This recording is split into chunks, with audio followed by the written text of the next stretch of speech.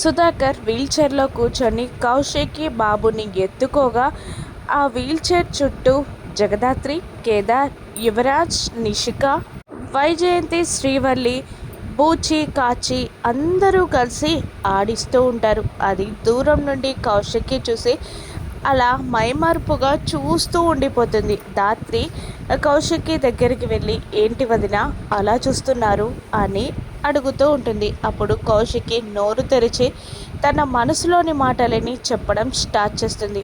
ఇన్నాళ్ళు బిజినెస్ అంటూ బిజీగా ఫ్యామిలీకి దూరంగా గడిపాను.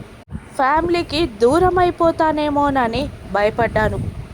అపార్థాలు పెరుగుతాయేమోనని దిగులు పడ్డాను. కానీ ఇప్పుడు నా కొడుకుని ఇలా ఫ్యామిలీ మెంబర్స్ అందరూ కలిసి ఆడిస్తూ సంతోషపడిపోతూ ఉంటే ఏ అపార్థాలు కాదు కదా, ఏ కష్టాలు, ఏ బాధలు ఏవి కూడా మన కుటుంబాన్ని దూరం చెయ్యలేవు, దూరం కానివ్వను. కుటుంబం అంతా ఎప్పుడు కలిసే ఉంటుంది అని అంటూ ఉంటుంది కౌశికి.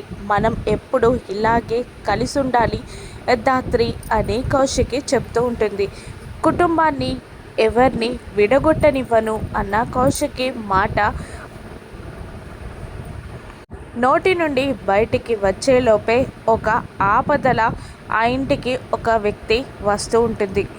కౌశికి సంతోషంగా మనందరం ఎప్పటికీ కలిసే ఉందాం దాత్రి అని అంటూ ఉంటుంది. అప్పుడే ఒక పెద్దావిడ గుమ్మం ముందు నిలబడగానే అందరూ షాకింగ్గా చూస్తూ ఉంటారు. కేదార్ అక్క, అత్తయ్య అని అనగానే వెనక్కి తిరిగి వాళ్ళ అత్తయ్యని చూసి షాక్ అవుతుంది కౌశికి.